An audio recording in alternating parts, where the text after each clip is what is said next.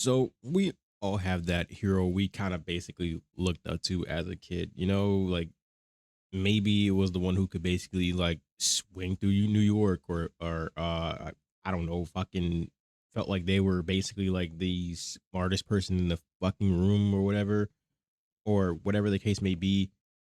But for a long time, even today, honestly, that hero rarely ever like looked like someone like me, basically. Like you would hear a superhero and then you wouldn't exactly think of me in a sense at that point, honestly. But today I kind of want to have an honest conversation about why we still see black characters in media, video games, like treated as afterthoughts or tropes or just as a diversity check mark, and why that needs to change, because it's actually getting like really like upsetting at how like just easily brush past or easily people just seem to brush past the fact that we also carry a specific like importance, actually not even a specific, a very big importance to history as itself, whether that be in real life, media, video games, whatever the case may be, doesn't really matter. And today I kind of was basically coming up with a script for today's video, and I would like to read that off to y'all real quick, just to give you a good idea as to where, so that I don't really lose my train of thought when I'm speaking about this. But I kind of want to get into this because this is actually like really important for me at too as well, which is why I'm even doing this in the first place. So we're here with this right now. When we talk about gaming and superheroes, there's an unspoken like default. For decades, the industry like operated on the idea that hero had to be like heroes in general. Like they had to be like what's the right word for it? They had to have a specific way to be marketable, if that makes sense. Like they had us have to be a specific way to be marketable, like to a point where you had to have the like the merchandise, the the media like talking about them and whatnot, uh news outlets, for crying out loud. At this point, like you had to like had a way to like have them like just be able to be sold to just any other kid who likes superheroes, for that matter. um we see it in the tropes though: the sacrificial friend, the sidekick who's only there to provide comedic comic relief, or the background character with no depth. Even when black characters are added, they're often forced into like multiple of these boxes, mainly those boxes for that matter, like the hyper violent character or the one defined solely by their struggle. And that's just like, even though that part is true, it's still very like just unappreciated, because of the fact that it feels unappreciated, because of the fact that they're only using our particular like I don't even like say this in like a better way, our particular people, our particular skin color for those um different topics there. And it's kind of just getting to a point where it's just like as I get older, I'm starting to see more of the pattern get repetitive, and it's not really hard to miss anymore at this point. Like it's actually like gotten to where it's very easy to see now. When you only see your community represented in a narrow stereotypical way, it just doesn't it doesn't affect the story. It affects how the world sees us, basically. And that just makes them think that it's just like, if you see this character do this and that in the movie or whatever, especially with the color that they have, you're gonna probably come out with that mindset thinking like, oh, if I see one person, they're probably gonna like be exactly like how this movie taught them. Because most people nowadays, and I just had a conversation with a friend a while back too, like a day ago or so, most people would rather have watched movies of a certain story, of the same story that a book wrote, when the book most of the times is probably the better outlet and more actually detailed in telling the story, while the show or movie will just probably just kind of like they would just have acid or just sugarcoat it and try to appeal to a certain audience, for that matter. It's just kind of weird how they just kind of do that now at this point. It also like affects how the world sees us, and more dangerously how we start to see ourselves, because some of us are just falling into that category of what we're being portrayed in. And it's actually like really sad to see, because if you see today's social media nowadays, you see like us black people, we are literally like falling into the category that, everybody, I say everybody, I mean mainly just white people at this point, really. Like, and I have to make this clear too. I'm not one of those, oh, it like all white people are racist, all white people are like pieces of shit or whatever. Like, no, that's not the case here. Obviously, I'm very well aware that all white people are not pieces of shits. There are um very decent human beings out there who happen to be white. There are very caring human beings. There are passionate human beings out there. My partner just happens to be one of them. I know a select few, and it's like probably tons more out there that I haven't met that are literally exactly that way, or even more so, just passionate about it than certain others are. So that's not what this is. I'm not sitting there like, you know, trying to bash one side or whatever at that point, but it's like I'm trying to make sure you understand what I'm like trying to get to right now with this. Representation isn't just about putting a black face in a game or a movie. It's about humanity. It's about letting black characters have complex backstories, flaws, and victories that aren't just tied to overcoming racism or being a side character to a white protagonist. And that's mainly what you would always see with like, and you can kind of throw like, for example, you can kind of throw Marvel Spider-Man in this category, but in the way they're doing it, they're not really making it seem like as if Miles is Peter's sidekick. Miles has, a big contribution to the story, and he has his own arc as well, for that matter. And dare I say, he's proven himself to be probably growing into a better Spider-Man very quickly than Peter was at the age that Miles was at that time. So, on top of that, again, with also having to be able to do a little bit more than Peter can, and how much he's been able to sustain more than Peter has at such a young age, I don't see Miles as like a secondary character.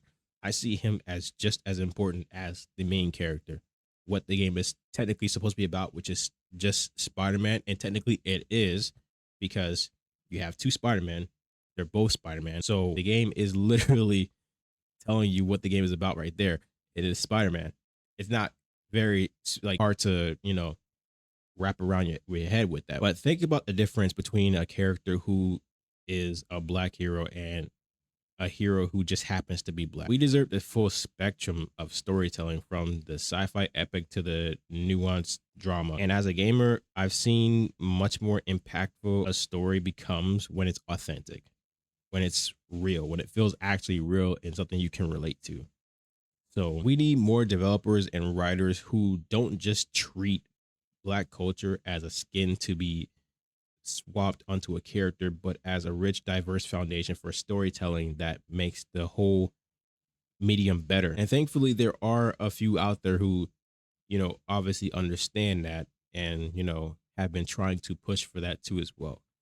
Or if there are ones that who have been trying to push for it and are beginning denied it because of so or whatever, still, regardless, you were still trying to obviously push for that narrative to be out there. And obviously for that, that's where I have to like thank you for that. This isn't even like about saying don't enjoy your favorite games. I'm not telling you that whatsoever. You can enjoy the game regardless of the skin color. That's perfectly fine. Nobody's gonna tell you to not enjoy the game because of that. Well, I would hope no one does, because at that point, if they are, then it says a lot about them. So, anyways, it's about really demanding better from the industries that profit from our culture. If we want change, we have to support projects that get it right, that are basically spot on when it comes to just hitting more close to home, if that makes sense. Talk about the ones that get it wrong, and most importantly, keep uplifting black creators who are telling these stories the right way. And I think that's kind of what we're sort of missing right now from just a lot of things nowadays. I don't know how or why, but it's not in my mind just yet. I'll probably remember, after making this video, but I think honestly, we're kind of missing that right now. And well, actually, before I even end it, I want to actually get into something else real quick, because I seen someone also on social media talk about it before, and they were like saying oh, uh, we need to stop making black superheroes a copy to what the originals established white ones already were. And at that point, I was just like I was like at on one point of me understands what he's saying because it kind of does sometimes feel like that here and there depending on who the character is. But this was Spider-Man we were talking about in this scenario. And I'm not sure if he was well aware of this, but like Spider-Man Miles Morales, for that matter, too, to be specific, has been established for quite some time now. Like in many comics, in many other adaptations, movies, games, like for crying out loud, his suits were in Spider-Man games that were mainly for the white Spider-Man. Like they had his design of his suit inside the other Spider-Man games that were his that weren't even like Peter Parker's to begin with, which was also a crazy thing too. Also, it's for me at growing up because like I saw that and I didn't think of it much as a kid, but like now growing up, I'm like, why did they do that when Miles isn't even in the game or mentioned for that matter?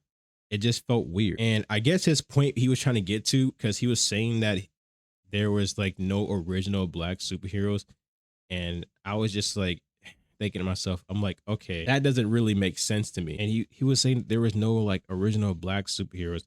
And so I'm gonna go ahead and list off a few actually, not a bunch, but I'm gonna list off a few on here just so you can get the idea here.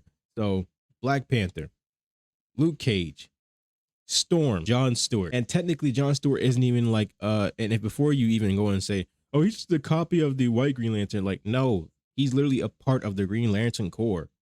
He's not Hal Jordan.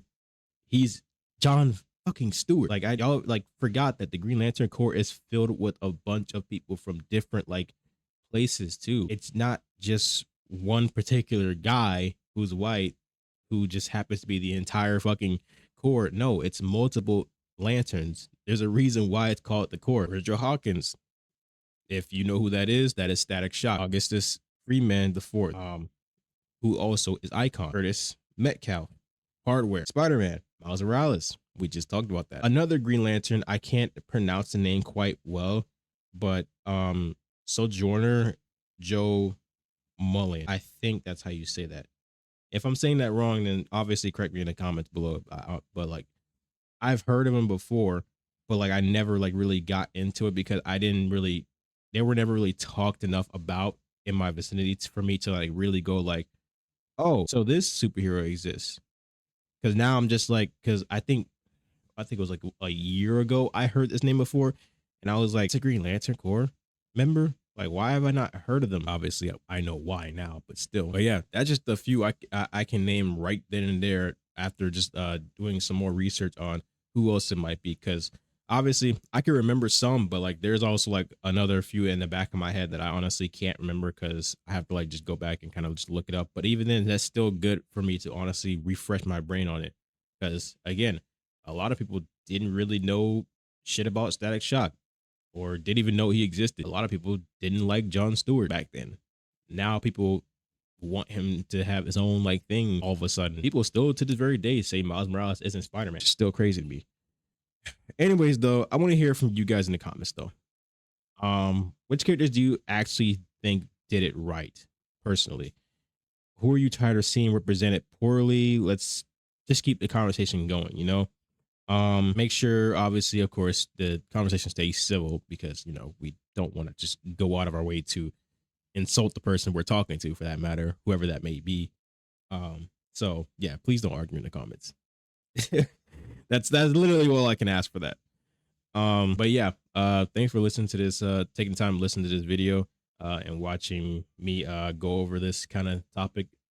It's kind of hard for me to actually even hit the record button to even make this in the first place because I didn't know exactly. I don't know how this is going to turn out, and generally, I hope it turns out well. And a lot of people actually like tend to obviously see that and actually start to like legit care. But you can only hope. So yeah, it's a very touchy subject, so it's kind of hard for me to like really just go out there and talk about it like that. But yeah, just because of the fact that as Black people, our history is just not very very appreciative of other people. So but yeah, that's about all I got for today. I just wanted to come on and kind of ramble about that a little bit, just go over some things that I kind of had written down. um but yeah, that's all I got for today. This video wasn't even planned actually too. I only made this because of the fact that I saw like a couple of posts on the internet talking about black superheroes, and gaming too and stuff like that.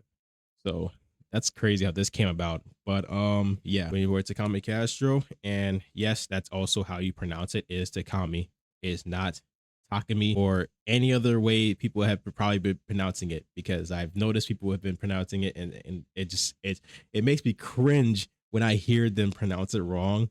I'm like, it's just Takami. How do you get that wrong? I might have to put like one in parentheses how to actually like sound it out, so that way people actually like see it and they like, oh, that's how you say it. Okay, got it. Just to help you out a little bit. But yeah, this has been your boy Takami Castro, and I'll catch you in the next one. Probably might be a stream highlight, another stream highlight for the DLC for Marvel Spider-Man Remastered. So definitely be on the lookout for that. That's gonna be the next video that's gonna be coming up, coming out.